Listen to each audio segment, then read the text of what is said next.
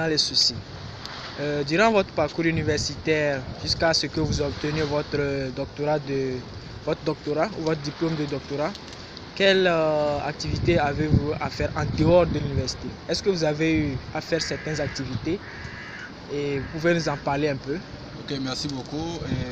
C'est un honneur pour moi de parler un peu de mon parcours académique et les activités extra que j'ai pu mener jusqu'à ce moment-ci. Et quand tu sais, au début, c'était pas facile parce que d'abord la langue, il faut bien maîtriser la langue. Dans ce qui nous a poussé vraiment à se focaliser sur les études au premier abord. Mais avec le temps, on essaie d'adjoindre d'autres activités extra. Par exemple, jusqu'à ce moment, j'ai amené au moins 2 investisseurs au pays, au Togo, et aussi nous essayons de jouer de l'intermédiation pour certains investisseurs qui veulent aller en Afrique, surtout en Afrique de l'Ouest.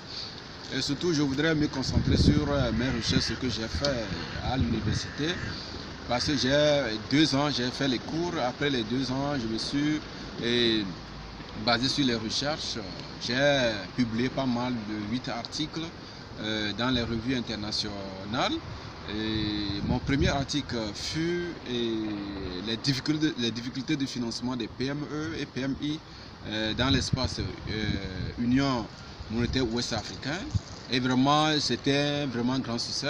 J'ai publié dans un journal aux États-Unis et vraiment, de par le monde, les gens lisent cet article et vraiment, c'était très bien. Aussi, j'ai publié d'autres articles. J'ai travaillé sur la performance commerciale de la Turquie avec celle des pays européens parce qu'à ce temps-là, la Turquie voudrait faire son entrée en Union européenne. On voudrait voir vraiment ici le poids économique. Vous voyez entrer. Et vraiment, cette recherche nous a permis aussi, c'était aussi un grand succès.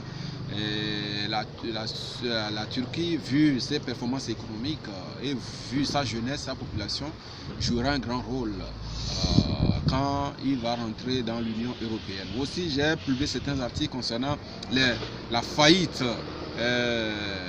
bancaire. La faillite bancaire en Turquie et en Afrique de l'Ouest.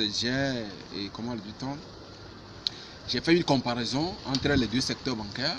Le secteur bancaire de l'Afrique de l'Ouest, c'est-à-dire de l'Union économique monétaire ouest-africaine, et celle de la Turquie. C'était aussi un grand succès. J'ai aussi publié un article sur la pratique du développement durable, le reporting.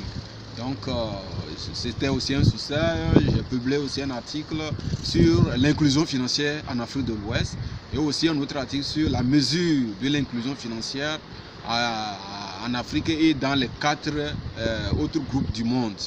Et après cela aussi, j'ai publié un article sur la prédiction de la faillite des PME et en Afrique de l'Ouest. J'ai pris certaines entreprises cotées sur la bourse de valeur de l'UOMOA et aussi la bourse de valeur du Ghana. Donc j'ai fait des études, j'ai fait aussi d'autres recherches et maintenant j'ai aussi dans mon actif d'autres articles à faire. Et concernant les recherches, vraiment concernant l'utilisation de c'est moi, c'est les extras. J'ai aussi dépensé de l'argent pour participer à des séminaires internationaux. J'ai participé à des conférences internationales. J'ai aidé les étudiants à rédiger leur mémoire. J'ai eu des gens pour le mémoire de master. Et il y a un étudiant à l'université de Sorbonne, c'est moi qui fut son superviseur de mémoire. Je l'ai vraiment aidé, guidé. Il y a pas mal de gens. J'ai aidé les frères qui venaient du Congo, mais ils étudient dans la même université comme moi.